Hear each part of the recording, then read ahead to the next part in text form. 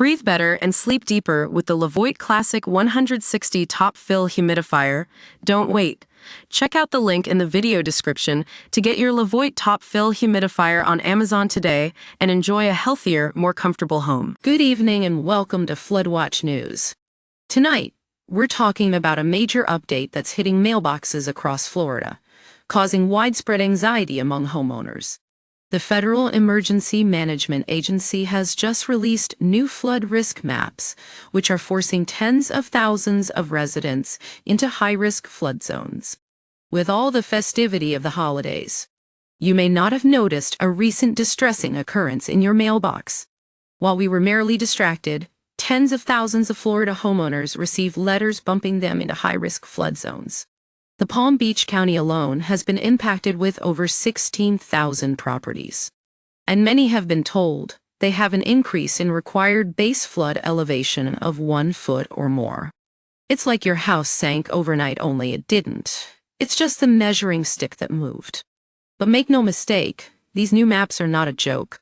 Florida is considered the most flood-prone state in the U.S., and this update is a stark reminder of the reality we're facing. The anxiety has spread slowly across the state, with Miami-Dade County alone seeing over 45,000 additional structures classified as high risk. You don't need to know what the acronym of your new flood zone even means, but if it's an A, OW, A, or V zone, your letter warns that mandatory flood insurance purchase requirements apply. The cost of this added protection is significant. Some homeowners could be looking at a new bill of several $1,000s per year or more. It's not only heartbreaking but expensive too. Many wonder why they have to buy flood insurance when they're on a high floor in a condo building or miles inland, away from the coast. The question on everyone's mind is, do you live in Florida? If the answer is yes, then you're in a flood zone of one level or another. Compounding the problem is the increased frequency and intensity of storms driven by climate change. Homeowners in areas that have never seen flooding before are experiencing water levels they never thought could happen at their property. As Jean-Luc Eckstein of Neptune Flood to the insurance website, honeyquote.com puts it, the flood risk is probably the fastest growing risk in the country, and the least insured. So what can you do if you've been impacted? You hear of options like home elevations, flood-proofing, hardening doors and windows, even installing a self-activating flood barrier. Some people raise their driveway or put flood vents in their garage. If you've already experienced flooding, you may be eligible for a FEMA grant or low-interest disaster loan to make the improvements.